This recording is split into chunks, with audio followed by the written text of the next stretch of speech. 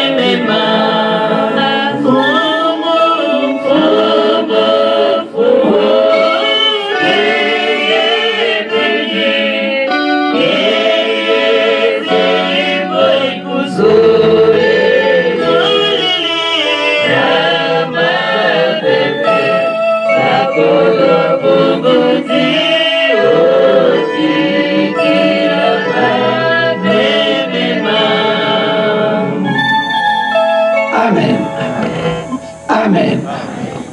Amen. Que Papa Émile soit avec nous. Frères et sœurs, bonjour encore une fois. Ah, bonjour. Ah, mais entre-temps, c'était un peu chaud, non? Mais j'ai l'impression que certains sont en train d'entrer gentiment dans un congélateur. Je ne sais pas pourquoi. Frères et sœurs, bonjour. Bonjour. Alors, à peu près. Oh. Alors, Kozanga Koyeba, Ezali Liwayanda dit-on. Et maintenant, à un frère, on a demandé de traduire ceci en français. Je ne connais pas. C'est le petit frère de la mort. Or, nous devons avoir la soif de la connaissance de façon permanente. À l'image du frère Foulmet, Jean sophistiqué, qui a fait le BEPC 9 fois, sans succès. La 10e fois, il fut déclaré admis et il est allé au lycée. Un Français, âgé de 82 ans, cette fois-là, admis au bac. Dit, monsieur, à 82 ans, vous voici qui venez d'être déclaré admis au bac, qu'est-ce que vous allez faire l'année prochaine? Mais je vous remercie, monsieur le journaliste. Vous savez, l'année prochaine, je vais m'inscrire à la faculté de droit. Mani! Comme quoi, quand vous acceptez que le cerveau vieillisse, il vieillit vraiment. Si vous acceptez de l'actualiser, il vieillit peu, sinon il ne vieillit pas du tout. Or, la connaissance de la parole de Dieu est la première forme de lutte contre le mal. Mani! Et c'est ce qui explique donc que vous et nous appelons nos précieux lecteurs, nos sacrés lecteurs, de façon qu'ils nous aident à en savoir davantage. Il s'agit donc le frère Jean-Claver Mafungu qui ouvre le bal parce qu'il va lire dans Acte 3 de 22 à 26. Grand frère. Lisons dans Acte 3 de 22 à 26 au nom de Papa Guillemot, le prophétiquement. Un homme infirme est guéri. Moïse a dit, en effet, le Seigneur votre Dieu vous enverra un prophète comme moi, qui sera un membre de votre peuple. Vous écouterez tout ce qu'il vous dira. Tout homme qui n'écoutera pas ce prophète sera exclu du peuple de Dieu et mis à mort. Et les prophètes qui ont parlé depuis Samuel ont tous, les uns après les autres, également annoncé ces jours-ci. La promesse que Dieu a faite par les prophètes est pour vous. Et vous avez part à l'alliance que Dieu a conclue avec vos ancêtres. Quand il a dit à Abraham, « Je bénirai toutes les familles de la terre à travers tes descendants. » Ainsi, Dieu a fait apparaître son serviteur pour vous d'abord. Il l'a envoyé pour vous bénir en détournant chacun d'entre vous de ses mauvaises actions. Amen. Amen. Amen. Merci, grand frère. Le passage suivant, 1 Jean 3, de 1 à 24, par le frère Gabriel Mema. Immédiatement va suivre le frère Aude Mwangou. Merci. Lisons la parole de Dieu dans 1 Jean 3, de 1 à 24, au nom du Seigneur Guy-Émile Loufa, c'est y croire. Enfants de Dieu, voyez à quel point le Père nous a aimés. Son amour est tel que nous sommes appelés enfants de Dieu et c'est ce que nous sommes réellement. Voici pourquoi le monde ne nous connaît pas. Il n'a pas connu Dieu. Mes chers amis, nous sommes maintenant enfants de Dieu, mais ce que nous deviendrons demain, ce que nous deviendrons n'est pas encore clairement révélé. Cependant, nous savons ceci. Quand le Christ paraîtra, nous deviendrons semblables à lui parce que nous le verrons tel qu'il est. Quiconque met une telle espérance en lui sera pur, comme Jésus lui-même est pur. Quiconque pêche s'oppose à la loi de Dieu, car le péché est la révolte contre cette loi. Vous le savez, Jésus-Christ est apparu pour enlever les péchés, et il n'y a pas de péché en lui. Ainsi, quiconque demeure uni à lui cesse de pécher.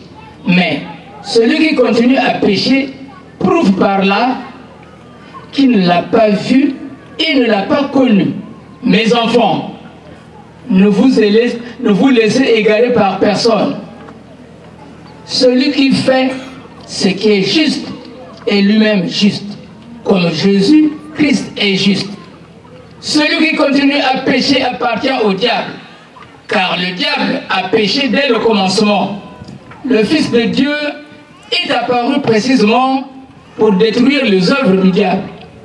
Quiconque est devenu enfant de Dieu cesse de pécher, car la puissance de vie de Dieu agit en lui.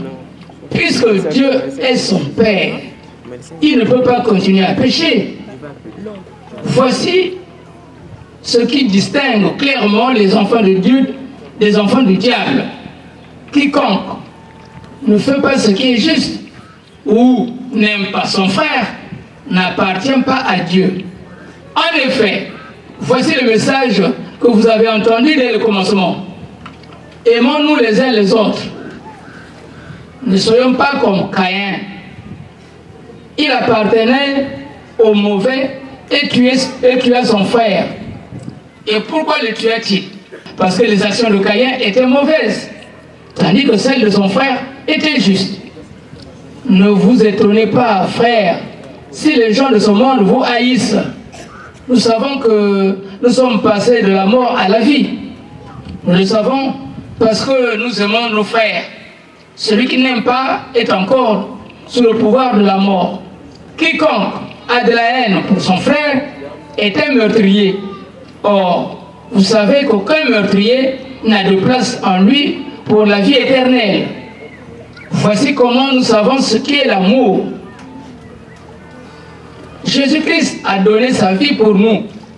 Donc, nous aussi, nous devons être prêts à donner notre vie pour nos frères. Si quelqu'un, ayant largement de quoi vivre, voit son frère dans le besoin, mais lui ferme son cœur, comment peut-il prétendre qu'il aime Dieu? Mes enfants, n'aimons pas seulement en parole, avec de beaux discours. Faisons preuve d'un véritable amour qui se manifeste par des actes. Voilà comment nous saurons que nous appartenons à la vérité. Voilà comment notre cœur pourra se sentir rassuré devant Dieu. En effet, même si notre cœur nous condamne, nous savons que Dieu est plus grand que notre cœur et qu'il connaît tout. Et si, mes chers amis, notre cœur ne nous condamne pas, nous pouvons regarder à Dieu avec assurance. nous recevons de lui tout ce que nous demandons parce que nous obéissons à ses commandements et faisons ce qui lui plaît. Voici ce qu'il nous commande. C'est que nous croyons au nom de son Fils, Jésus-Christ, et que nous nous aimions les uns les autres, comme le Christ nous l'a ordonné. Celui qui obéit au commandement de Dieu demeure uni à Dieu, et Dieu est présent en lui. Voici comment nous savons que Dieu demeure en nous. C'est grâce à l'Esprit Saint qu'il nous a donné. Mes chers amis, ne croyez pas que tous ceux qui prétendent avoir l'Esprit, mes chers amis, ne croyez pas tous ceux qui prétendent avoir l'Esprit, mais mettez-les à l'épreuve pour vérifier si l'Esprit qu'ils ont vient de Dieu. En effet, de nombreux faux prophètes se sont répandus dans le monde. Voici comment vous pouvez savoir s'il s'agit de l'Esprit de Dieu. Quiconque reconnaît que Jésus est réellement devenu homme a l'Esprit de Dieu. Mais quiconque refuse de reconnaître Jésus en tant que tel n'a pas l'Esprit de Dieu, mais celui de l'adversaire. Amen. Amen. Amen. Frère Odmwangou, Apocalypse 4, de 1 à 11. Le frère Marc Binika se prépare. Lisons la parole de Dieu dans Apocalypse 4, versets 1 à 11, au nom sacré saint de Papa Guinée Fossé Chouabou. Après cela, je regardais et voici une porte était ouverte dans le ciel. La première voix que j'avais entendue, comme le son d'une trompette, et qui me parlait dit, « Monte ici et je te ferai voir ce qui doit arriver dans la suite. » Aussitôt je fus ravi en esprit, et voici il y avait un trône dans le ciel, et sur ce trône, quelqu'un était assis. Celui qui était assis avait l'aspect d'une pierre de jaspe et de sardoine. Et le trône était environné d'un arc-en-ciel semblable à de l'émeraude. Autour du trône, je vis 24 trônes, et sur ces trônes, 24 vieillards assis, revêtus de vêtements blancs, et sur leurs têtes, des couronnes d'or. Du trône sortent des éclairs, des voix et des tonnerres. Devant le trône brûlent 7 lampes ardentes, qui sont les 7 esprits de Dieu. Il y a encore devant le trône comme une mer de verre, semblable à du cristal. Au milieu du trône et autour du trône, il y a 4 êtres vivants, remplis de Dieu devant et derrière. Le premier être vivant est semblable à un lion. Le second être vivant est semblable à un veau. Le troisième être vivant a la face d'un homme. Et le quatrième être vivant est semblable à un aigle qui vole. Les 4 êtres vivants ont chacun 6 ailes. Et ils sont remplis de Dieu tout autour et au-dedans. Ils ne cessent de dire jour et nuit, Saint, Saint, Saint est le Seigneur Dieu, le Tout-Puissant, qui était, qui est et qui vient. Quand les êtres vivants rendent gloire et honneur et action de grâce à celui qui est assis sur le trône, à celui qui vit au siècle des siècles, les 24 vieillards se prosternent devant celui qui est assis sur le trône, et ils adorent celui qui vit au siècle des siècles. Et ils jettent leur couronne devant le trône en disant, « Tu es digne, notre Seigneur et notre Dieu, de recevoir la gloire et l'honneur et la puissance, car tu as créé toutes choses, et c'est par ta volonté qu'elles existent, et qu'elles ont été créées. Amen. Amen. Amen. » Apocalypse 5, de 1 à 14.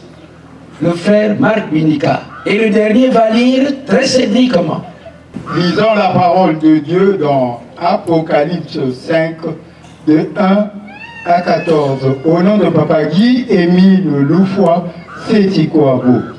Puis je vis dans la main droite de celui qui était assis sur le trône un livre écrit en dedans et en dehors, scellé de 7 sceaux. Et je vis un ange puissant qui criait d'une voix forte, qui est digne d'ouvrir le livre et d'en rompre les sceaux. Et personne dans le ciel, ni sur la terre, ni sous la terre, ne pouvait ouvrir le livre, ni le regarder. Et je pleurais beaucoup de ce que personne ne fut trouvé juste d'ouvrir le livre, ni de le regarder. Et l'un des vieillards me dit, ne pleure point, voici le lion de la tribu de Juda, de David, a vaincu pour ouvrir le livre et ses 7 sceaux. Et je vis au milieu du trône et des 4 êtres vivants et au milieu des vieillards un agneau qui était là comme immolé. Il avait 7 cornes et 7 yeux, qui sont les 7 esprits de Dieu envoyés par toute la terre. Il vint et il prit le livre de la main droite de celui qui était assis sur le trône. Et quand il eut pris le livre, les 4 êtres vivants et les 24 vieillards se prosternèrent devant l'agneau, tenant chacun une harpe et des coupes d'or remplies de parfums, qui sont les prières des saints.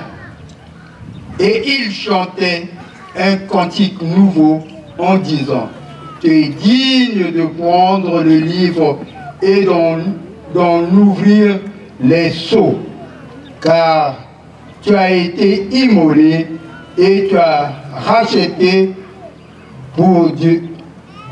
Et tu as été racheté pour Dieu, pour ton sang, des hommes de toute tribu, de toute langue, de tout peuple et de toute nation.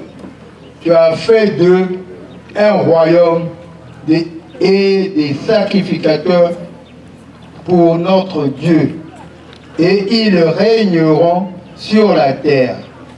Je regardais et j'entendis la voix de beaucoup d'anges autour du trône, des êtres vivants et des vieillards, et leur nombre était des myriades de myriades et des milliers. Ils disaient d'une voix forte, l'agneau qui a été immolé est digne de recevoir la puissance, la richesse, la sagesse, la force, l'honneur, la gloire et la louange. Et toutes les créatures qui sont dans le ciel, sur la terre, sous la terre, sur la mer, et tout ce qui y trouve. Je les entendais qui disaient, à celui qui est assis sur le trône et à l'agneau, soit la louange, l'honneur, la gloire et la force au siècle des siècles. Et les 4 êtres vivants disaient Amen. Et les vieillards se prosternèrent et adorèrent. Amen. Amen. Amen. Lisons la parole de Dieu dans Apocalypse chapitre 6, du verset 1 au verset 17, au nom de Guy-Émile Loufoy-Séticope. Je regardais. Quand l'agneau ouvrit un des 7 sceaux, Et j'entendis l'un des 4 êtres vivants qui disait, comme d'une voix de tonnerre, « Viens ». Je regardai, et voici parut un cheval blanc. Celui qui le montait avait un arc, une couronne lui fut donnée, et il partit en vainqueur et pour vaincre. Quand il ouvrit le second sceau, j'entendis le second être vivant qui disait « Viens ». Et il sortit un autre cheval, roux. Celui qui le montait reçut le pouvoir d'enlever la paix de la terre, afin que les hommes s'égorgeassent les uns les autres, et une grande épée lui fut donnée. Quand il ouvrit le troisième sceau, j'entendis le troisième être vivant qui disait « Viens ». Je regardai, et voici parut un cheval noir. Celui qui le montait tenait une balance dans sa main. Et j'entendis au milieu des 4 êtres vivants une voix qui disait « Une mesure de blé pour un denier et 3 mesures d'orge pour un denier, mais ne faites point de mal à l'huile et au vin. » Quand il ouvrit le 4e sceau, j'entendis la voix du 4e être vivant qui disait « Viens ». Je regardai, et voici parut un cheval d'une couleur pâle. Celui qui le montait se nommait la mort, et le séjour des morts l'accompagnait. Le pouvoir leur fut donné sur le quart de la terre pour faire périr les hommes par l'épée, par la famine, par la mortalité, par les bêtes sauvages de la terre. Quand il ouvrit le 5e sceau, je vis sous l'autel les âmes de ceux qui avaient été immolés à cause de la parole de Dieu et à cause du témoignage qu'il avait rendu. Ils crièrent d'une voix forte en disant « Jusque à quand, Maître saint et véritable, tardes-tu à juger et à tirer vengeance de notre sang sur les habitants de la terre ?» Une robe blanche fut donnée à chacun d'eux, et il leur fut dit de se tenir en repos quelque temps encore, jusqu'à ce que fût complet le nombre de leurs compagnons de service et de leurs frères qui devaient être mis à mort comme eux. Je regardais. Quand il ouvrit le 6e sceau, et il y eut un grand tremblement de terre, le soleil devint noir comme un sac de crin, la lune entière devint comme du sang. Et les étoiles du ciel tombèrent de la terre sur la terre, comme lorsqu'un figuier secoué par un vent violent jette ses figues vertes. Le ciel se retira comme un livre qu'on roule, et toutes les montagnes et les îles furent remuées de leur place. Les rois de la terre, les grands, les chefs militaires, les riches, les puissants, tous, les esclaves et les hommes libres se cachèrent dans les cavernes et dans les rochers des montagnes. Et ils disaient aux montagnes et aux rochers, tombez sur nous et cachez-nous devant la face de celui qui est assis sur le trône et devant la colère de la nuit. Car le grand jour de sa colère est venu, et qui peut subsister? Amen. Amen. Amen. Voilà une lecture cédriquement rendue. Ah là là. Compte tenu de l'élégance et l'éloquence avec laquelle la diction a été faite, s'il vous plaît, est-ce qu'il serait mauvais qu'on se mette debout? Et qu'on les accompagne? C'est vrai que le sommeil nous accompagne aussi. Mais est-ce que nous avons raison de donner raison au sommeil? Et même vous-même, voyez, est-ce que le sommeil a raison de nous? Est-ce que nous pouvons donner raison au sommeil? Ah, même vous-même, mettons-nous debout. En attendant, s'il vous plaît, Yaya, poussez d'abord quelque chose là.